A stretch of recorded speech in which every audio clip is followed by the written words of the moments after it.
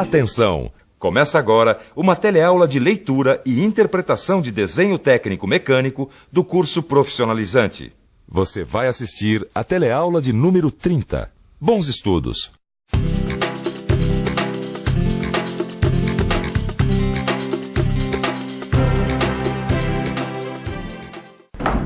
Aliás, oi. Acabei de almoçar, rapaz, eu pensei assim, vou passar lá e convidar o meu amigo para tomar um café. Ah, mas deixa que o café é por minha conta, viu?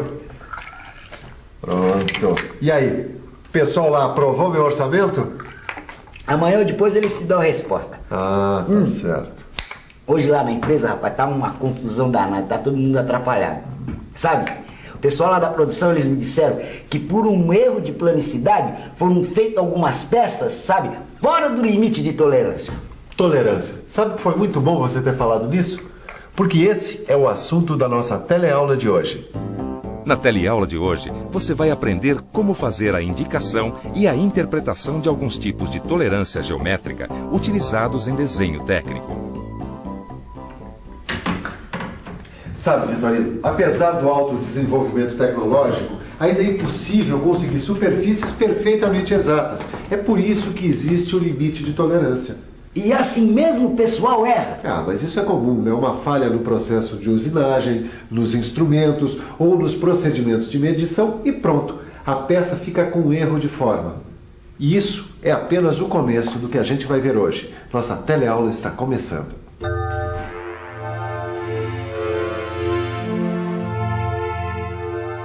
Agora, Vitorino, a gente vai ver uma coisa fundamental quando o assunto é tolerância: notações e simbologia. Dá uma olhada nessa tabela que vai ser muito útil para a gente.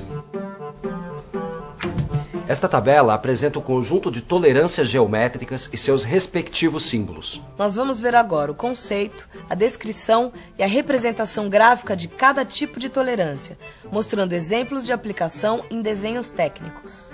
Esta tabela é dividida em 4 grupos: tolerância de forma, de orientação, de posição e de batimento. Não podemos esquecer que estes símbolos têm que ser desenhados segundo as normas vigentes. O primeiro grupo que vamos estudar é o grupo de tolerância de forma. Tolerância de forma é a variação permitida em relação a uma forma perfeita definida no projeto. Esta variação pode ser de vários tipos. A primeira delas que vamos estudar é a de retitude.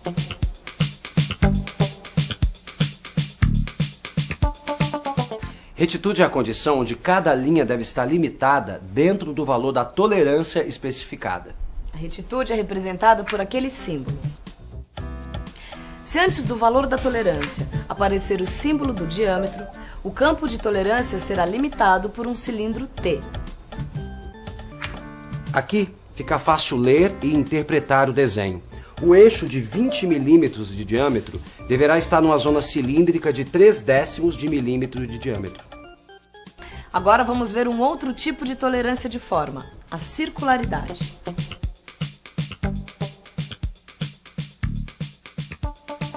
Circularidade é a condição onde todo e qualquer círculo ele deve estar dentro de uma faixa definida por 2 círculos concêntricos, distantes no valor da tolerância especificada. O campo de tolerância em qualquer seção transversal é limitado por 2 círculos concêntricos e distantes 0,5 de milímetro. E o contorno de cada seção deve estar compreendido numa coroa circular de 1/10 de milímetro de largura. Se o erro de forma estiver dentro das tolerâncias dimensionais, não será necessário especificar tolerância de circularidade, porque o erro pequeno não interfere na montagem e funcionamento da peça. Em alguns casos, como os cilindros dos motores de combustão interna, a tolerância dimensional não seria suficiente para garantir o bom funcionamento da peça. Por isso, é necessário especificar a tolerância de circularidade, que tem que ser estreita para evitar vazamentos. Bom, Miguel, agora está na hora da gente falar sobre... cilindricidade. Ah, como é que você adivinhou? Pelo símbolo. A cilindricidade é a condição em que a zona de tolerância especificada é a distância radial entre 2 cilindros coaxiais. A superfície considerada tem que estar entre 2 cilindros coaxiais. cujos raios diferem de 0,2 de milímetro. A circularidade é um caso específico de cilindricidade, no que se refere à seção do cilindro perpendicular à sua geratriz. A cilindricidade se divide em tolerâncias admissíveis na seção longitudinal do cilindro, que corresponde à sua conicidade, concavidade e convexidade, e tolerância admissível na seção transversal do cilindro, que corresponde à circularidade. Agora que vimos algumas das tolerâncias de forma, vamos estudar as tolerâncias de orientação. A primeira tolerância de orientação que vamos conhecer é o paralelismo.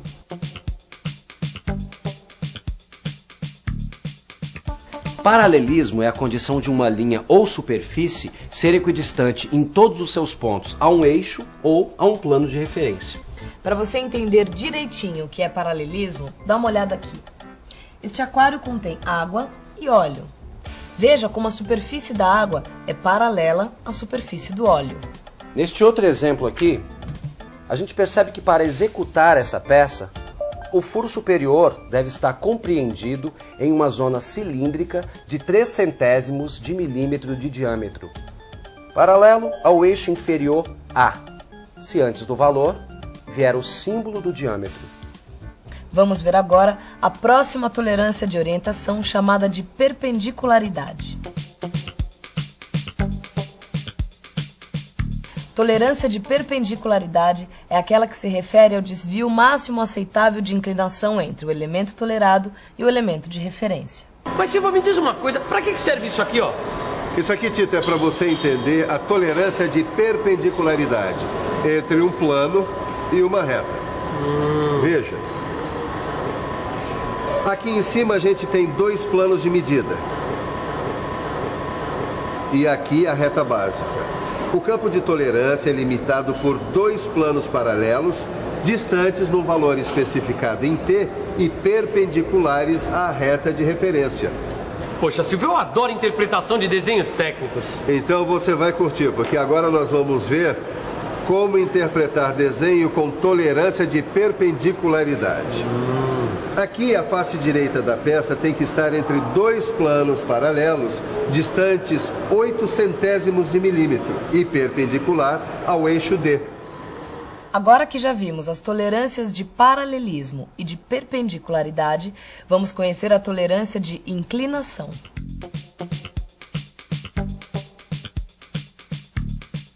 A tolerância de inclinação pode ser determinada entre 2 linhas, uma linha e uma superfície de referência, uma superfície e uma linha de referência, ou entre 2 superfícies.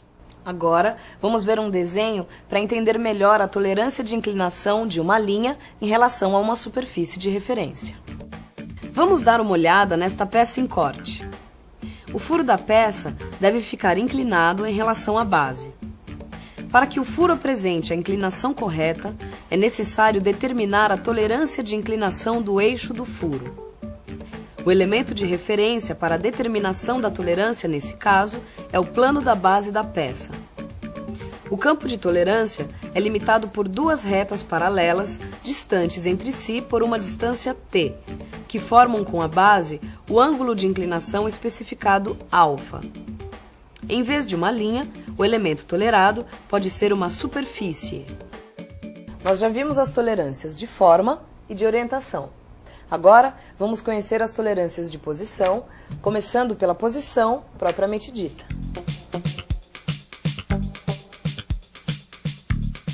A gente pode dizer que tolerância de posição é o desvio tolerado de um determinado elemento, que pode ser um ponto, uma reta ou um plano na sua posição teórica.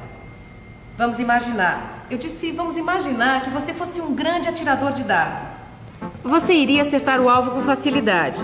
Veja que mesmo acertando bem no centro do alvo, você não acertou exatamente no centro. O centro do alvo, ele admite uma tolerância de posição. A tolerância de posição do ponto é determinada pelo diâmetro de um círculo, sendo que o centro do círculo tem que coincidir com a posição teórica do ponto considerado. O ponto de intersecção tem que estar contido num círculo de 0,03 de milímetro de diâmetro, cujo centro coincide com a posição teórica do ponto considerado.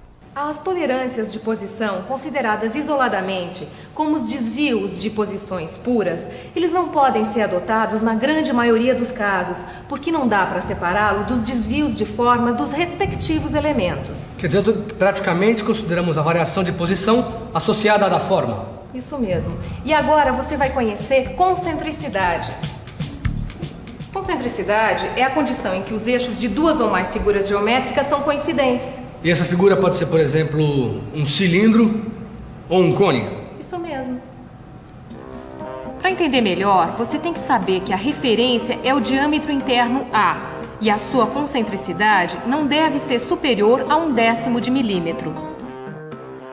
Agora chegou a hora da gente ver mais uma tolerância de posição, a simetria.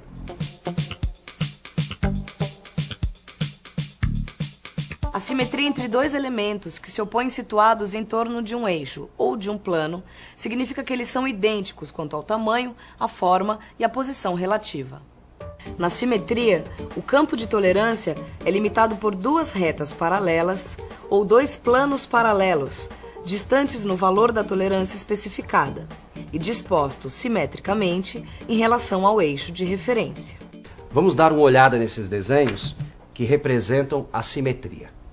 O eixo do furo deve estar entre dois planos paralelos, distantes 0,8 de milímetro, dispostos simetricamente em relação ao plano de referência A e B. Para finalizar a interpretação das tolerâncias geométricas, vamos estudar agora o último grupo, as tolerâncias de batimento.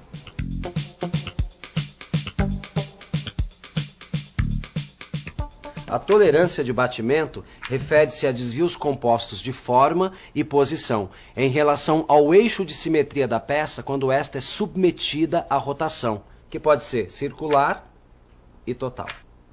Vamos analisar a interpretação da tolerância geométrica de batimento no desenho técnico. Neste desenho, o batimento circular radial não deve ultrapassar de 1/10 de milímetro em cada ponto de medida da seção circular durante uma rotação completa em torno do eixo de referência AB. Neste desenho, a tolerância de batimento circular axial, a superfície tolerada é a face direita da peça. Na verificação, esta superfície não pode apresentar deslocamento axial maior que 1/10 de milímetro em relação ao eixo de referência D. No seu livro de estudos, você tem ainda o batimento total radial e o batimento total axial. Para fixar melhor tudo que a gente viu na aula de hoje, que tal fazer uma revisão?